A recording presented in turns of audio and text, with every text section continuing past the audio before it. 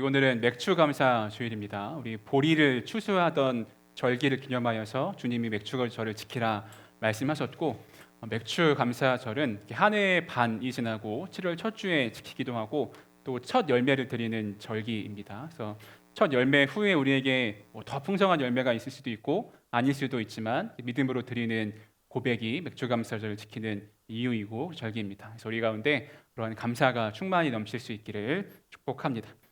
제가 코로나가 유행하기 전에 1년 반 정도 수영을 열심히 다녔던 적이 있습니다. 뭐 사람이 살면서 이것은 한번 꼭 끝까지 정복해 봐야겠다 뭐 이런 게 있잖아요. 그것 중에 하나가 수영이었어요. 어려서부터 물놀이 하는 건 좋아했는데 수영 영법을 제대로 끝까지 배워보자 해서 1년 반 동안 수영을 열심히 다녔습니다. 보통 그 수영을 다니면 고급반, 상급반에 있는 분들이 굉장히 친밀합니다. 고인물들이 있어요. 아저씨, 아줌마들 몸이 그렇게 좋지 않은데 수영을 정말 잘하시는 분들이 있습니다. 그래서 보통 그렇게 상급반에 있는 분들이 친밀하게 지내는데 뭐 회식도 하고, 제가 다니던 데에는 초급반에서 친해져가지고 되게 친밀해진 거예요. 그래서 한 번은 회식을 하자고 하면서 저도 오라고 했습니다. 보통 그렇게 모이면 뭐 하세요, 보통? 네, 술 먹어요, 그죠? 보통 좀 건강하게 노시는 분 없으시죠? 막 달리기 하고 그런 분들. 보통 술을 먹습니다. 그러면 제가 이제 사역자였으니까, 전도사였으니까 한참 고민을 했어요. 갈까 말까. 분명히 술자리일 텐데 갈까 말까 고민을 한참 했습니다. 그러다가 우리 제가 사역하던 동네가 워낙 노인 비율이 많은 곳이어서 청년들 만날 수 있는 기회가 많이 없어서 전도의 기회라도 삼아보자 싶어서 갔습니다. 이런저런 이야기를 하면서 아주머니 한 분이 저에게 직업이 뭐냐라고 물어보더라고요. 순간 마음에 많은 고민이 들었어요. 그냥 뭐 회사 다닌다고 할까, 사실대로 이야기할까, 숨기고 싶지 않아서 전도사라고 이렇게 이야기를 했습니다. 그랬더니 그 아줌마의 반응이 어땠을까요? 아유, 술맛 떨어지네 이렇게 이야기했습니다. 뭐 표현은 안 했지만 약간 이렇게 재수가 없다 막 이런 느낌의 뉘앙스로 이야기를 하더라고요. 그게 제 안에 왠지 모르게 상처가 된 것 같아요. 그래서 어디를 가도 약간 내가 사역자다, 내가 전도사다 이런 걸 이야기하기가 참 쉽지 않았던 시절이 있습니다. 보통 그런 직업을 가장 많이 물어보는 데가 미용실입니다. 미용실 머리 자르러 가면 미용사가 할 말 없으니까 뭐 하냐고 물어보고 하잖아요. 그러면 보통 그냥 회사 다닙니다 이렇게 이야기하다가 이제 그러면 안 되겠다 싶은 생각이 들어서 이제는 사실대로 이야기합니다. 지금 뭐 단골 다니는 데가 있어가지고 이미 이제 목사라는 걸 이야기하고 그렇게 이야기를 해요. 기독교는 본질적으로 사회적인 종교입니다. 즉 다른 사람과 교제하고 다른 사람과 연관되지 않고 기독교인으로 살아갈 수는 없는 거죠. 기독교를 고립된 종교로 만드는 일은 기독교를 망치는 일과 같습니다. 우리에게 어떤 마음이 있나요? 교회를 다니더라도 그냥 조용히 좀 다니고 나 혼자 잘 믿고 다른 사람에게 폐 끼치지 않고 뭐 이런 마음으로 다니고 싶은 생각이 있습니다. 뭐 사회에서는 내가 그리스도인인 거를 굳이 밝히고 살고 싶지 않은 마음도 우리 가운데 있어요. 사람들이 기독교인을 그렇게 좋아하지 않고 기독교인 것을 밝혔을 때 오히려 손해가 되는 일들을 경험했기 때문에 그랬을지도 모르겠습니다. 그런데 이러한 고민이 현재를 살아가는 우리뿐만 아니라 18세기의 영국에 있던 사람들에게도 동일한 고민이 있었어요. 그렇다고 하는 것은 모든 세대의 사람들의 그런 고민이 있었다고 하는 거죠. 내가 그리스도인임을 밝히며 사는 것과 그렇지 않은 것에 대한 갈등이 늘 있었다고 하는 것입니다. 존 웨슬리의 글을 보면 그 당시의 사람들도 내가 내적으로만 그리스도인으로 잘 사는 것과 외적으로 굳이 그리스도인임을 밝히며 살아가야 하는 것 가운데 갈등과 질문을 웨슬리에게 합니다. 웨슬리가 그 질문에 긴 대답을 하는데 그 웨슬리의 대답의 골자는 이렇습니다. 얍. 네, 드러내지 않은 기독교는 기독교가 아니다라고 하는 거예요. 웨슬리가 길게 대답을 하는데 드러내지 않은 기독교는 기독교가 아니다. 오늘 말씀은 우리가 너무 잘 알고 있는 말씀이죠. 너희는 세상의 소금이다, 빛이다라고 이야기합니다. 우리가 수련의 주제로 삼은 말씀이기도 해요. 근데 많은 사람들이 세상의 소금이다, 빛이다라고 이야기하면 조금 더 도덕적으로 살거나 조금 더 윤리적으로 사는 것을 의미하고 이 말씀을 받아들일 때가 있습니다. 조금 더 착하게 살고 조금 더 선행을 행하며 사는 것을 생각하며 살 때가 있는 것이죠. 그런데 우리가 이 말에 이 구절의 진정한 의미를 이해하기 위해서는 구약에서부터 흘러내려오는 하나님의 마음에 집중해야 될 필요가 있습니다. 하나님은 성경의 인물들에게 특정한 역할을 부여하시는 것들이 있습니다. 중요하게 사용했던 인물들, 민족들에게 중요한 역할을 부여해요. 다 이야기할 수는 없으니까 간단히 이야기해보자면 아브라함과 출애굽 이후의 이스라엘 백성들, 그리고 예수님과 예수님 이후로 생겨난 교회, 제자 공동체에게 하나님은 특별한 정체성, 역할을 부여하십니다. 베드로가 이것을 아주 잘 정리했는데 베드로전서 2장 9절 같이 한번 읽어보겠습니다. 시작. 그러나 너희는 택하신 족속이요 왕 같은 제사장들이요 거룩한 나라요 그의 소유가 된 백성이니 이는 너희를 어두운 데서 불러내어 그의 기이한 빛에 들어가게 하신 이의 아름다운 덕을 선포하게 하려 하심이라. 아멘. 하나님이 자기 사람에게 주신 정체성, 역할이 무엇이냐면 이 땅 가운데 왕 같은 제사장으로 거룩한 나라로 살아가라고 하는 정체성을 구약에서부터 지금에 이르기까지 계속해서 주고 있다라고 하는 것입니다. 성경은 하나님의 백성들이 하나님 나라가 완성될 때까지 이 나라에서 하나님과 사람 사이의 중재자 역할을 한다라고 이야기하고 있어요. 우리의 역할이 무엇이냐면 왕과 같은 제사장으로 하나님 나라를 기대하고 준비하면서 이 나라와 이 세대와 하나님 나라를 중재하는 역할을 하는 게 우리의 사명이라고 하는 것입니다. 그리고 이것은 온전히 주님 안에 거할 때만 가능한데, 왜냐하면 주님이 참 중재자이시기 때문에 그렇습니다. 그럼 우리가 이런 정체성 안에서 이 땅에 우리가 소금이고 빛이다라고 하는 것을 잘 이해해야 할 필요가 있죠. 조금 더 착하게 사는 것, 조금 더 선하게 사는 것이 소금과 빛으로 사는 게 아니라 우리에게 부여된 역할과 정체성을 이해하고 어두운 세상을 바꿔가는 일을 하는 것이 소금과 빛으로 살아간다라고 하는 것입니다. 우리 안에 이런 역할이 있고 우리가 주님 안에 있을 때 이것이 가능하다 하는 게 중요한 이유가 있어요. 우리가 그동안 팔복을 배워왔죠. 팔복은 어떤 사람들의 모습을 이야기하고 있나요? 가난하고 온유한 자들, 애통하며 긍휼을 베푸는 자들, 전쟁이 아니라 평화를 이루려고 애쓰는 자들입니다. 여러분, 이런 자들이 어떻게 세상에 가서 소금과 빛으로 살 수 있겠어요? 다른 사람에게 그냥 팽당하거나 무시당하거나 이렇게 하기 쉬운 사람이 아닙니까? 밀려드는 악의 물결에 오히려 압도될 것 같은 사람처럼 느껴지지는 않나요? 유일한 열정의라고는 의에 대한 간절한 마음밖에 없습니다. 유일한 무기라고는 마음의 청결함밖에 없어요. 이런 사람들이 어떻게 악처럼 보이는 악이 가득한 세상에서 소금과 빛으로 살아갈 수 있느냐라고 하는 것입니다. 그리고 그렇게 예수님 앞에 모여들었던 사람들은 큰 영향력을 가지고 있는 사람들이 아니었습니다. 팔레스타인 그냥 아주 작은 시골 마을에 산에 모여든 사람들에게 예수님이 말씀하세요. 로마에 가서 로마에 있는 많은 사람들에게, 힘 있는 사람들에게 이 이야기를 하고 있는 게 아니라 가난하고 애통하는 자들이 소금과 빛이라고 이야기하고 있다고 하는 것입니다.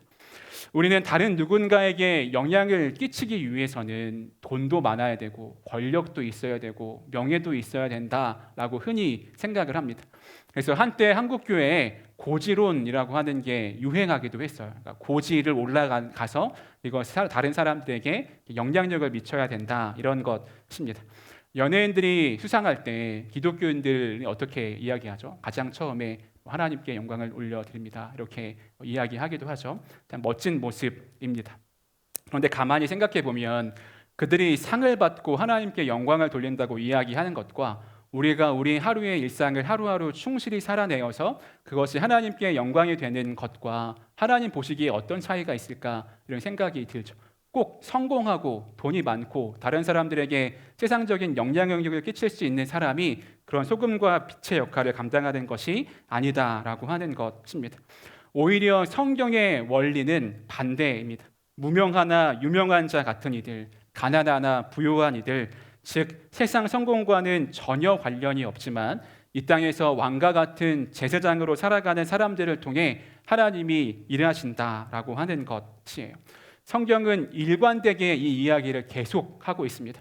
하나님이 처음 이스라엘을 부르실 때 이스라엘은 민족이라고 부르기도 어려울 정도로 70여 명밖에 되지 않는 가족 단위의 숫자였습니다. 그런데 하나님은 그들을 부르셔서 역사를 이루시죠. 주변에 강대국들도 많이 있었죠. 애굽도 있었고 바벨론도 있었습니다. 하나님은 그들을 사용하셔서 하나님의 역사를 이루십니다. 우리가 오늘 산상수훈에서 예수님 앞으로 나온 사람들은 어떤 사람들이었나요? 그 전 말씀을 보면 가난하기도 하고 병들기도 하고 연약한 사람들이 주님 앞에 나와서 말씀을 듣습니다. 그런데 예수님은 그들을 향해서 너희가 소금과 빛이다 라고 말씀하고 있어요. 굉장히 중요한 거죠. 힘 있고 능력이 있어서가 아니라 너희가 말씀에 순종할 때 소금과 빛이라고 말씀하고 있습니다. 근데 중요한 것은 너희가 이렇게 하면 소금과 빛이 될 것이다 라고 이야기하지 않고 이미 너희는 세상의 소금과 빛이다라고 말씀하고 있다고 하는 거예요. 이미 하나님 앞에 예수님 앞으로 나와서 말씀을 들으려고 모인 사람들, 팔복의 말씀을 순종하는 사람들이 세상의 소금과 빛이라고 하는 것을 말씀하고 있다고 하는 것입니다. 우리가 이것을 기억해야 됩니다. 우리의 정체성을 기억하는 것은 매우 중요한데 내가 이미 한 예수님으로부터 소금과 빛으로 부름받았다. 소금과 빛이 되어서 이 땅에서 살아간다라고 하는 정체성을 되뇌이는 것은 매우 중요한 일입니다. 풍삼기를 하다 보면 처음에 세 가지를 기억하고 이렇게 매일매일 묵상하라고 가르치죠. 제가 인도할 때는 늘 포스트잇에 잘 써가지고 눈에 잘 보이는 데 붙여놓고 인증하게 하기도 하고 묵상하게 하기도 합니다. 내가 소금과 빛이라고 하는 것은 늘 상기해야 하는 사명 그리고 말씀입니다. 우리가 어떨 때는 행동이 나를 증명하기도 하지만 어떨 때는 나의 존재가 나의 행동을 절제하게 하기도 합니다. 그러니까 우리가 나의 어떤 존재가 되느냐가 어떤 행동을 하며 살아가는지를 증명한다라고 하는 거죠. 때론 제가 나는 목사다라는 정체성이 저의 정체성을 절제하기도 합니다. 물론 실패할 때도 있어요. 지난 교회에서 사택에 살 때였습니다. 제가 있던 교회가 남산 밑이었는데 남산 밑이어서 그런지 고양이가 정말 많았어요. 길고양이가 정말 많았습니다. 그래서 그 동네에 소위 캔맘들이 엄청 많았습니다. 저희 그 교회 앞에 주차장이 있었는데 교회 차 밑에 그 캔 통조림 이런 걸 갖다 놓으시고 잘 정리를 늘 안 하세요. 그래서 제가 치우기도 하고 막 그랬었습니다. 제가 살던 사택 입구가 고양이가 이렇게 들어오기 좋은 곳이었어요. 이렇게 천막도 쳐져 있고 약간 어두컴컴하기도 하고 좀 특이한 구조였는데 그래서 그런지 캔맘들이 저의 그 집 앞 입구에다가 꼭 그 캔 통조림을 두고 이렇게 가는 거예요. 제가 이쪽에 씌워 놓으면 또 와서 이렇게 그 가운데 갖다 놓고 뭐 그런 거는 그래도 이제 교회니까 좀 용납해주고 넘어가주기도 했는데 한 번은 생선을 갖다 놓은 거예요. 생선 구운 거를 저희 집 앞에 이렇게 갖다 놨습니다. 화가 막 나죠. 그때 또 지한이가 어릴 때여가지고 고양이가 뭐 이렇게 옮겨오지 않을까 이런 걱정도 있어서 보고 있었어요. 근데 뭐 캔까지는 용납해주고 이해할 만한데 생선을 갖다 놓는 거는 거의 제 입장에서는 음식물 쓰레기를 갖다 놓은 것 같은 그런 기분이 들더라고요. 그래서 내가 때만 기다렸습니다. 어느 날 문 앞에서 부스럭거리는 소리가 들린 거예요. 아, 지금이다. 그래서 제가 문을 확 열고 저희 아내랑 둘이 뛰쳐나갔어요. 이제 한번 잘 걸렸다. 혼쭐을 내주겠다. 이게 얼마나 몰상식한 일인지를 내가 잘 알려주겠다라고 하고 뛰쳐나갔습니다. 아내가 들어가 있으라고 이렇게 하더라고요. 저보고 들어가 있으라고. 우리 아내가 잘 이야기하고 할머니셨는데 잘 설명을 드렸습니다. 여기가 입구고 지나가는 길이고 여기에 두지 않으셨으면 좋겠다. 이렇게 이야기를 한 거죠. 제가 그때 뛰쳐나가서 제가 먼저 이야기했으면 저는 참지 못하고 이렇게 빽소리를 지르거나 뭐 욕을 하진 않았겠지만 막 뭐라고 했을 것 같습니다. 행동이 저를 증명할 뻔한 사건이죠. 그 할머니에게. 그런데 우리가 행동이 나를 증명하지 않고 존재가 나를 증명하게 하려면 내가 누구인가를 기억하는 일은 매우 중요한 일이에요. 사역을 하다 보면 목사가 아니면 하고 싶지 않은 일들이 있습니다. 마음 편하게 놓고 하고 싶은 일들도 있고 굳이 마음 쓰고 싶지 않은 순간들도 있습니다. 저도 저의 감정을 막 이야기하고 싶은 순간들도 있어요. 그럴 때마다 되뇌입니다. 아, 나는 목사다. 나는 하나님의 자녀다. 하나님 나라를 살아가는 하나님의 백성이다. 그러면 그에 걸맞은 행동을 하게 됩니다.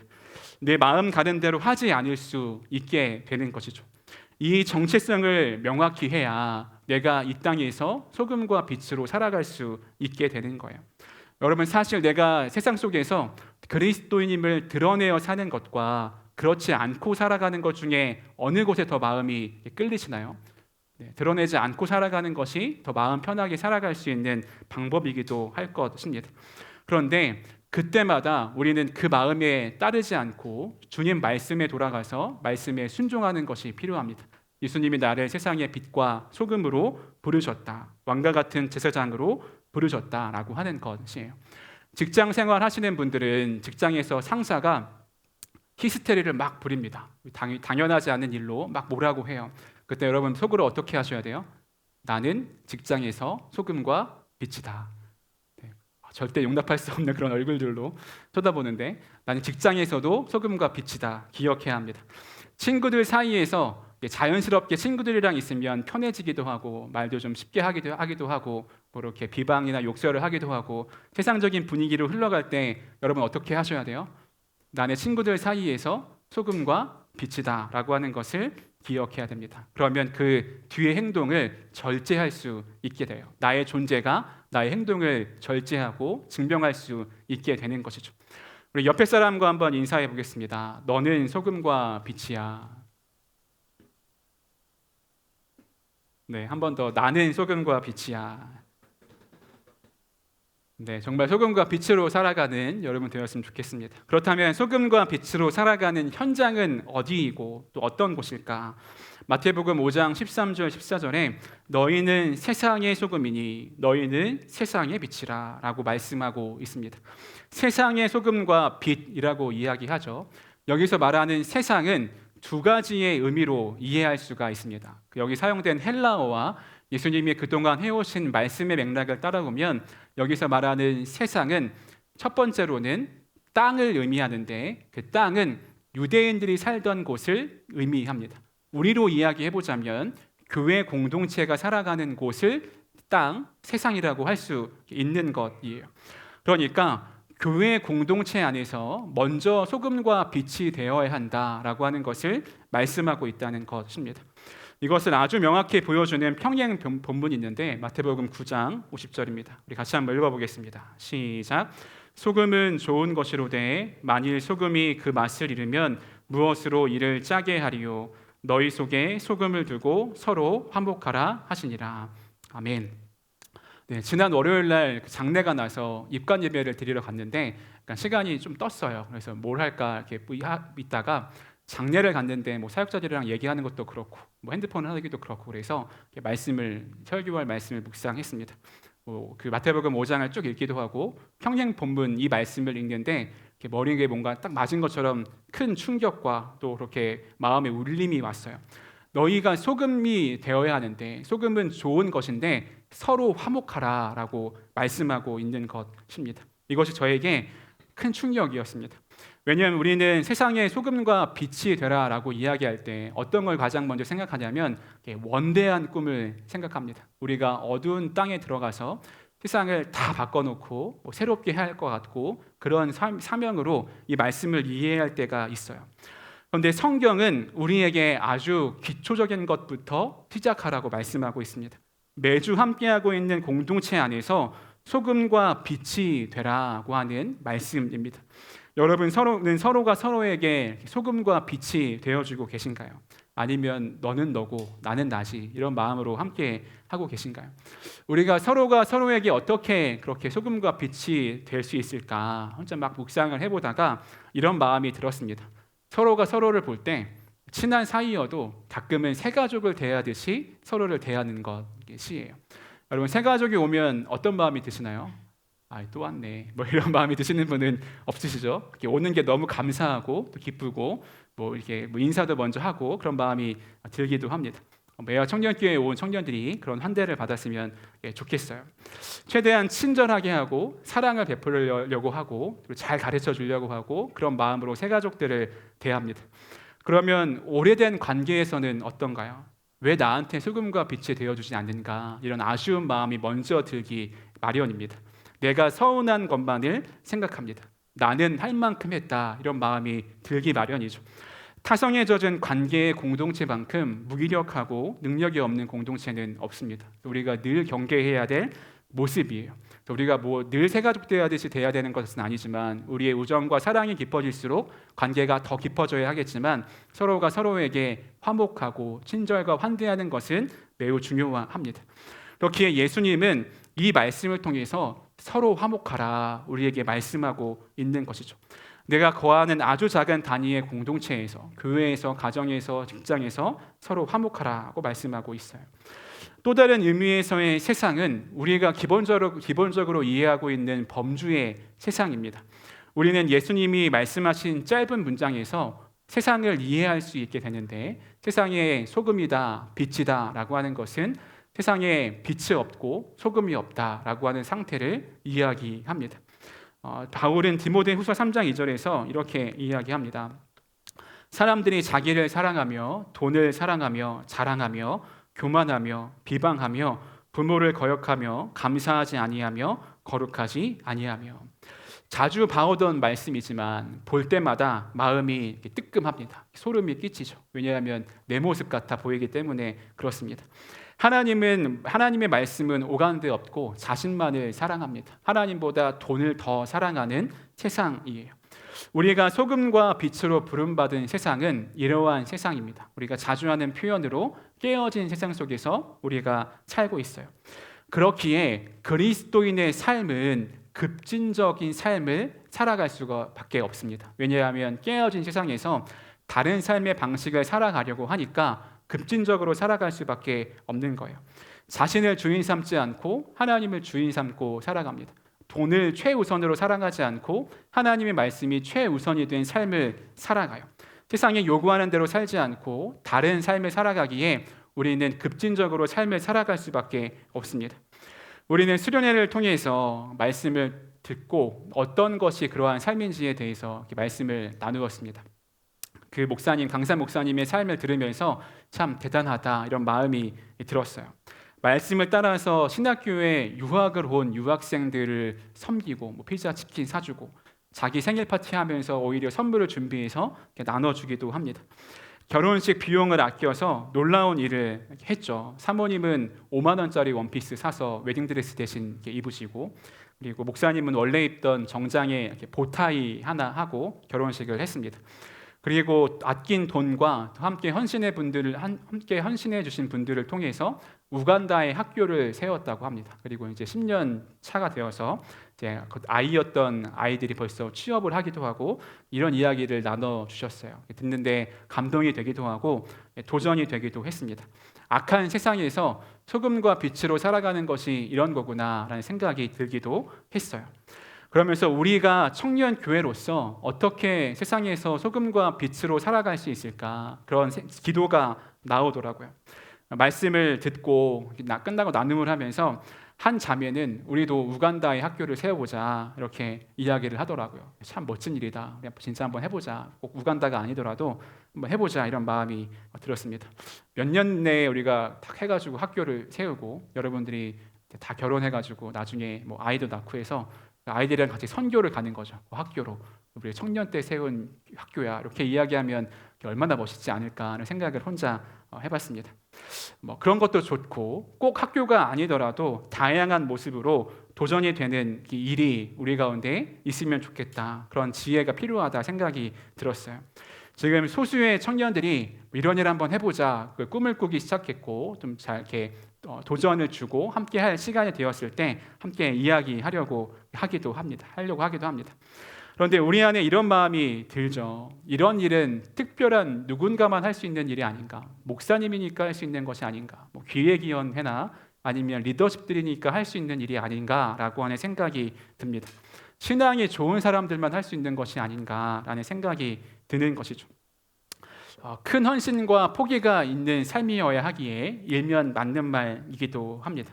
그런데 여러분이 꼭 한번 읽어봤으면 좋은 책 중에 오늘이라는 예배라고 하는 책이 있는데 이 책에 보면 일반적인 그리스도인과 급진적인 그리스도인을 구분하려고 하는 시도를 경계합니다. 어떤 사람들이 그냥 일반적인 그리스도인이어서 주일에 교회 가고 적당히 신앙생활을 하고 또 어떤 사람들은 급진적인 그리스도인이어서 세상에서 요구하지 않는 정말 다양하고 새로운 일들을 하고 뭐 이렇게 생각하긴 하는데 그러한 시도를 거부하는 거죠. 저자는 그리스도 안에서 일반적인 그리스도인도 급진적인 그리스도인도 없다라고 이야기합니다. 그저 그리스도인인 것이죠. 중요한 것은 말씀에 순종하느냐 안 하느냐가 중요하다고 이야기합니다. 내 삶에서 그리스도를 드러내어 살고 있는가, 주님을 드러내어 살고 있는가, 그렇지 않은가가 내 삶에 중요하다라고 하는 것이에요. 우리가 주님을 따른다면 급진적으로 살아갈 수밖에 없음을 이야기합니다. 우리가 이러한 삶을 꼭 기억했으면 좋겠습니다. 우리의 소금과 빛의 역할은 다양할 수 있어요. 꼭 대단하거나 새로운 일을 하지 않아도 일상적인 우리의 삶을 살아가면서 충분히 할 수도 있습니다. 근데 중요한 것은 하나님 말씀에 순종하고 있는가 아닌가가 중요합니다. 담임 목사님이 저에게 가끔 말씀하시면서 도전을 주시는 것이 있습니다. 청년교회가 매화동의 분위기를 바꿀 수 있는 뭔가를 해봤으면 좋겠다. 한번 이야기하셨으면 이렇게 듣고 넘기려고 하는데 어제도 또 이렇게 이야기를 하시더라고요. 그래서 같이 사역자들 밥 먹으면서 누구는 아멘 이렇게 하기도 하고 제가 그러면 먼저 사무실을 내겠습니다 이렇게 이야기하기도 했는데 청년교회가 매화동을 위해서 무엇을 할 수 있을까 이러한 고민과 기도도 필요할 것 같아요. 매화 청년교회가 매화동에 있는데 아무런 변화도 없고 아무런 역할을 하지 못하고 누가 빛이고 누가 소금인지 모른다면 그것만큼 안타까운 것이 없겠죠. 오늘 말씀 14절에 산 위의 동네가 숨기지 못한다. 빛 있는 사람을 삶을 그렇게 이야기합니다. 매화 청년교회가 매화동에 빛이 되는 삶이 그런 교회가 되었으면 좋겠어요. 그리고 우리가 그것을 위해서 교회를 통해 함께 꿈꾸기 시작했으면 좋겠습니다. 그리고 마지막으로 우리가 기억해야 될 소금과 빛으로서의 태도가 있습니다. 소금과 빛의 특징이 있는데요. 이런 비유가 있더라고요. 여러분 김치 담궈 보신 분들 있으신가요? 김치 담글 때 제일 먼저 뭐 하죠? 이렇게 배추 씻고 이렇게 소금에 절입니다. 그리고 보통 하룻밤을 두고 이렇게 배추를 절이죠. 그러면 배추는 숨이 죽어요. 그런데 소금은 보이나요? 안 보이나요? 안 보입니다. 그 배추에게 어떤 작용은 하긴 했지만 소금은 배추에 다 스며들어서 보이지가 않습니다. 빛은 어떤가요? 지금 뭐 전기가 많이 있어서 이렇게 환한 빛을 비추지만 보통 그 당시에는 예수님 당시에는 이렇게 초를 밝혔죠. 초가 어떻게 존재하냐면 초를 좀 의인화해 보자면 자기 몸을 태워서 빛을 밝힙니다. 즉 자기를 태우고 또 자기는 없어지지만 영향력이 남는 게 소금과 빛의 특징이라고 하는 것이에요. 이를 통해 우리가 기억해야 할 것은 무엇인가요? 우리가 이 땅에서 소금과 빛으로 살아가면서 그 영광을 내가 다 받으려고 해서는 안 된다고 하는 것입니다. 마태복음 5장 16절 같이 한번 읽어보겠습니다. 시작. 이같이 너희 빛이 사람 앞에 비치게 하여 그들로 너희 착한 행실을 보고 하늘에 계신 너희 아버지께 영광을 돌리게 하라. 아멘. 우리의 삶을 통해 하늘에 계신 아버지께 영광을 돌리는 삶이 되어야 한다고 하는 것입니다. 세상에서는 많은 노력을 한 사람, 많은 성과를 낸 사람의 이름을 높여주고 이야기해 줍니다. 큰 명예를 얻게 되기도 해요. 그런데 그리스도인의 삶은 다릅니다. 오직 하나님께만 영광을 돌리는 삶, 나의 모든 삶이 하나님께 영광이 되는 삶을 살아가게 됩니다. 우리가 이 땅에서 명예와 복을 쫓지 않기 때문에 그렇죠. 우리가 앞선 말씀에서 예수님이 이렇게 말씀하셨습니다. 기뻐하고 즐거워하라. 하늘에서 너희의 상이 큼이라. 너희 전에 있던 선지자들도 이같이 박해하였느니라. 우리가 꼭 기억해야 할 것, 우리의 상급은 하늘에 있다고 하는 것입니다. 우리의 상급이 하늘에 있기에 지금 당장 나에게 무언가 손에 쥐어지는 거나 나의 영광이 되는 것은 없더라도 하나님의 영광을 위해 우리가 쓰임받을 수 있다고 하는 것입니다. 우리가 제일 조심해야 될 것은 무엇인가요? 사람들이 우리를 딱 보고 소금인 줄 알았는데 잘 보니까 소금이 아니었네. 이거 제일 조심해야 되는 것입니다. 실제로 예수님 당시에는 소금을 정제하는 기술이 막 발달하지 않아서 흰 가루 안에 그 염화 나트륨 소금이 되는 그런 것도 있었지만 그냥 그렇지 않은 흰 가루들도 있었다고 해요. 그러니까 소금이 온전한 소금이 아니었던 거죠. 그래서 오늘 말씀의 비유에서 소금이 짠맛을 내지 못하면 밟힌다라고 했던 게 진짜 소금이 아니었던 흰 가루도 있었다고 하는 것입니다. 사람들이 우리를 보고 소금인 줄 알았는데 찍어 먹어보더니 소금이 아니었네. 땅에 버려지는 것만큼 안타깝고 또 슬픈 일이 없을까라는 생각이 듭니다. 그래서 우리가 살아가고 있는 세상을 정확하게 이해하고 우리가 이 땅에서 소금과 빛으로 살아가야 한다고 하는 것을 늘 기억했으면 좋겠습니다. 우리가 세상에 그냥 뭐 그럭저럭 살만하네 그런 세상이 아닌 것을 우리가 잘 기억했으면 좋겠어요. 우리가 깨어졌다고 생각하는 그 자리에서 우리는 소금과 빛이 되어서 그 사명을 감당할 수 있게 될 것입니다. 말씀을 마무리하겠습니다. 소금의 중요한 역할 중에 하나는 상처를 치유해 주는 것입니다. 물론 지금 그렇게 상처를 치유하는 사람은 없죠. 상처에 소금 뿌린 사람은 없습니다. 그런데 예전에는 상처가 나면 소금을 뿌려서 소독을 하기도 했어요. 이에 대해서 로이드 존스 박사가 이렇게 이야기했습니다. 복음의 영광은 교회가 세상과 절대적으로 다를 때 변함없이 세상의 주의를 끈다는 것이다. 아마도 처음에는 그 메시지를 매우 싫어할 테지만 바로 그럴 때 세상은 교회의 메시지에 귀를 기울이게 된다. 우리가 세상에서 소금과 빛으로 살아간다. 결단하고 나아가서 살아가는 삶은 그렇게 낭만적이지 않을 수 있습니다. 이렇게 내가 결단했는데 이렇게 살려고 다짐했는데 우리가 마주하는 현실은 그렇게 살아가는 삶을 박해하고 오히려 이상하게 볼 수도 있습니다. 그런데 그렇게 살아갈 때 세상은 교회에 관심을 갖기 시작할 거예요. 세상은 여러분의 삶에 관심을 갖게 될 것입니다. 여러분에게 도전합니다. 우리가 수련회 주제로 라이트 모드 온이라고 나눴습니다. 수련회 주제를 정하고 한참 있다가 딱 보는데 뭔가 아쉬운 마음이 들더라고요. 왜냐하면 이 모드라고 하는 말이 우리가 라이트 모드도 있고 다크 모드도 있고 옐로우 모드도 있고 여러 모드가 있는데 그 중에 라이트 모드를 켜자 이런 느낌이 든 것 같아서 좀 아쉬운 마음이 들었어요. 그래서 이제 모드를 빼야겠다. 여러분 라이트 온이 되어서 살아갔으면 좋겠습니다. 그리고 더 나아가서는 라이트와 솔트 그냥 그것이 되어서 살아가는 여러분이 되었으면 좋겠습니다. 네, 내가 이런 모드가 있고 저런 모드가 있어서 이때는 라이트 모드를 켜고 이때는 다크 모드를 켜고 이런 삶이 아니라 그냥 내가 라이트고 솔트이다. 빛과 소금이다. 그것을 늘 기억하면서 이 땅에서 그것을 드러내어 사는 삶, 그것을 밝히며 사는 삶, 영향력을 끼치는 삶을 살 수 있는 우리 모두가 되기를 소망합니다.